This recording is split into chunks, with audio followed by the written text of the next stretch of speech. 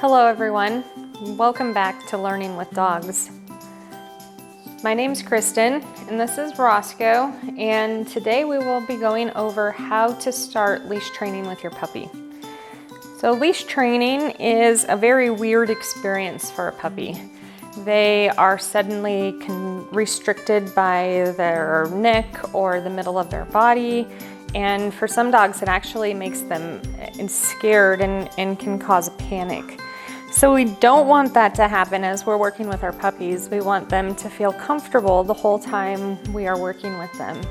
So little Roscoe has already had a harness on before. If your puppy has never worn a harness, then look for my video that is about putting on, reinforcing and counter conditioning for wearing the harness first. So get your dog comfortable wearing the harness, and then from there, we'll start letting your puppy feel that the harness can apply a little bit of pressure to their body. So I'm going to use, for the first few times I put the harness and leash on my puppy, I'm going to use a really high value treat. So I want the dog to know that this is the best thing they've ever experienced. So I will get a really short leash on my puppy, and I pull just a tiny bit, good boy. And he gets a treat as soon as he feels that little tiny bit of pressure. So this helps them, good boy. Just get used to the feeling that the leash can kind of move a little bit, good boy. As soon as he feels that, I give him a little treat. Let's go, buddy. Good boy, good boy. So when I'm walking my dog, I don't like them to feel pressure on the leash. The goal is that the leash is so loose we never apply pressure. But the reality is when we're working with a young puppy, they will feel some pressure on their leash because they apply it. So I want my puppy to know that if they do feel that pressure, they can move towards it and it will, away from it, and it will get released off their body. So it helps them not feel stuck. Imagine if somebody just came up behind me and started pulling me backwards all of a sudden. My instinct would be to either turn around and fight back or try to run away. If I were tied to that person, it would make that very difficult and a lot more traumatic because suddenly I can't get away when I feel stuck. So we don't want the puppies to feel stuck. We want them to feel like they have a way and understanding of how the pressure of the leash works. So it's a super simple exercise again. All I do is kind of pull a little bit and then give him a treat. As he's kind of naturally coming towards me, I can start to apply just a little bit so he can feel that that's how that works. Maybe I can pull him over to the side a little bit. He's gonna just keep sitting and scoot his bottom. It's so cute. Good boy. So I can pull him gently this way. And he's just eating the treat. He's not traumatized by me holding him. He's just nice and relaxed. So if your puppy has already been exposed to the leash, you don't have to go through this part of the training. If your puppy is calm when they hit the end of the leash, they're not concerned, then you don't have to worry about this part. So you can see here he's backing up a little bit, so I can just lure him forward with the treat and help him remember that when he feels that backward, when he starts pulling backwards, he can come forward, and that is what releases the pressure. You see how he did that there? So I made sure sometimes they get kind of sneaky and too smart for their own good and try to train me instead of me training them. So I wanted to make sure when he did that the second time in a row that he came up and then he sat for a couple seconds before I gave him a lick of his treat, just in case he was thinking that it might be funny to back up, act like you're stuck, and then come forward. Watch for your dog if they ever offer you patterns of behavior like that, because it's possible that they might be starting to train you in that moment, and you don't want them to start manipulating your treat distribution. So I'll have a video soon about how to manage your dog when they start trying to train you, and how to manage the treats so that they don't succeed in that endeavor. So for now though, we're using lots of treats, as many treats as we can to keep our dogs super excited about being here with us and walking with us. So we want to make sure our dogs are having a very positive experience. So I'm using the food to make sure they have that. The other thing I'm doing is working in a very quiet environment with my dog. There's not a lot of other activity, there's not people walking around, there's just a quiet space that I can work with my puppy and he can focus on me. So as I'm working with my puppy, I want to have a treat already in my hand. If your puppy is not food motivated, then I'll have a different video about how to use a toy, but for now we're going to focus on the treat. So as we walk our puppies, I use the word let's go. For me, let's go just means move your feet and I need you to walk with me. I differentiate from my dog if I expect the heel position or not by how I'm holding the leash. If I have the leash in my left hand, then I expect the heel position. I don't say heel, I just say let's go, but my leash is in my left hand, so I expect the heel position. For me, heel position is my puppy being approximately, I think there's pretend like there's a big seam up the side of my pants. And the only way I can give my dog a treat when I'm walking them is if my hand is touching that seam on my pants. Because heel position for me is about the tip of the dog's nose to approximately his shoulder is lined up with that seam of my pants. When we deal with the young puppy, I'm a lot more flexible with where that position is. And for honestly most of my dogs, I'm really super flexible in that because I don't really care if they're in the button down obedient spot. I just want a dog that's not pulling on leash. So my goal is to reinforce that hanging out over here, not pulling ahead and not lagging behind are what will get you a reward. So Roscoe, hey buddy, Roscoe, here buddy, good boy, good boy. So as I'm walking my puppy, let's go buddy, I start most of my work in the right hand. Let's go, good boy, let's go. I just want to go for a walk with my dog, reinforce that there's not any pulling on the leash. Let's go buddy, let's go. If he needs to stop and sniff something, that's totally acceptable. But he gets to kind of explore a little bit. He'll learn the range of his leash, good boy. And he'll start to just explore within that perimeter. So as I'm working him in the house, let's go buddy, let's go, good boy, good. As I'm working him in the house, it's such a small space, it makes it hard for me to get a lot of movement going.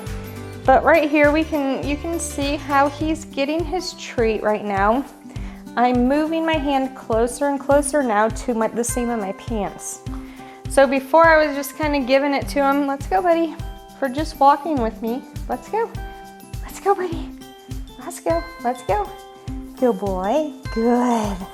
So if they ever get stuck like that, I just continue to encourage him forward and just hold and wait until he makes his way up to me. So every so often, you can notice how often I'm letting him, and this is just a pill pocket, that I'm letting him kind of lick as we walk. So every so often I'm giving him, let's go buddy. He doesn't wear a harness that frequently, so he's scratching at it a little bit. Roscoe, let's go buddy, let's go, good boy, good boy. So teaching him let's go like that, I get really excited, I bend over and tap my leg and encourage him forward to me.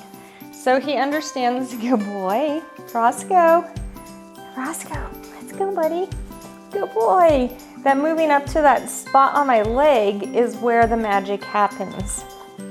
So I mentioned the difference in your right hand and your left hand. So when I move the leash over to my left hand, let's go buddy, Roscoe, good boy. I'm going to be a lot more attentive to him as a handler. Good. Let's go. So I'm trying to help keep him in the heel position. I don't want to pull on his leash. Good boy. Let's go. Good boy. But I am going to reward him a lot more frequently because I don't want him to get out of heel position. Good boy. Good boy. Let's go. Let's go. Good. You can see how he's watching me. Almost tipped over there. You can see how he's watching me and getting more and more, good boy, to that position there. He went to it all on his own. So as we're walking, let's go, buddy. Good. If you find that nice quiet road that you can walk down, okay, buddy, let's go. So notice how I switched my hand to the right there. Good boy. And I'm a little less formal with him as I walk. I say, okay, buddy, let's go. He knows that the leash is a little bit longer and there's a lot more flexibility to where and how he walks with me. My main rule is that he's not pulling on the leash. I should be able to walk him with one finger for the rest of his life.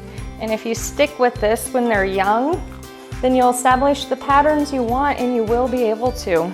So it's pretty awesome. At the beginning, we're using so many treats. I'm feeding him, as you can see how many times I've bent over and fed him treats. And that's in a very, very quiet, sterile type environment that he's not getting distracted by. And I'm still feeding him that many treats. I always tell people if you think you're feeding too many treats, you can likely double it. Especially in these first couple of weeks when your puppy comes home. Food is what will really help you bond with your puppy. Your puppy's going to really look for you to offer behaviors because they know that you have this amazing food on you all the time. So keeping food on you and being able to reinforce and get your dog, let's go, buddy. Let's go, Roscoe. So you can see you got a little stuck there. So as soon as I kind of started bending over, it helps kind of boomerang them to you. If you can even kind of squat down and get them close, get them up really close to you. That helps as well. But at least bend over and tap your leg and it helps them come back to you. So as you're walking around, find those quiet places to practice this. Start in your living room, then try every room in the house. Get off, buddy. Good boy. What do you need to do?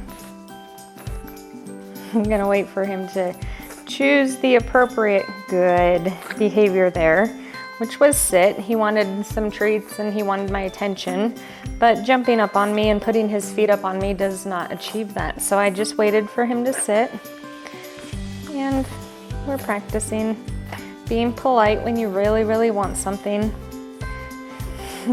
There's always learning opportunities. We're here to learn how to walk them on leash, but there's so many little pieces of learning that we do with our dogs otherwise. So he's practicing sit right now because maybe in real life you're walking down the sidewalk and you see your friend and you want your dog to just relax for a minute. So this is a great opportunity to practice that.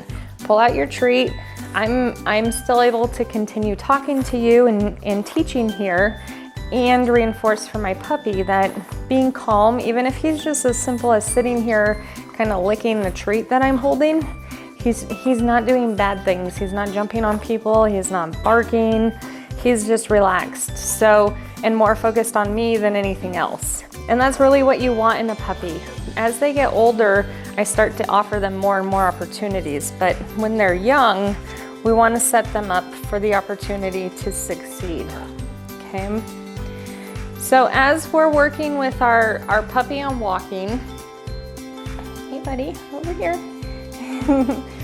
Do really short sessions.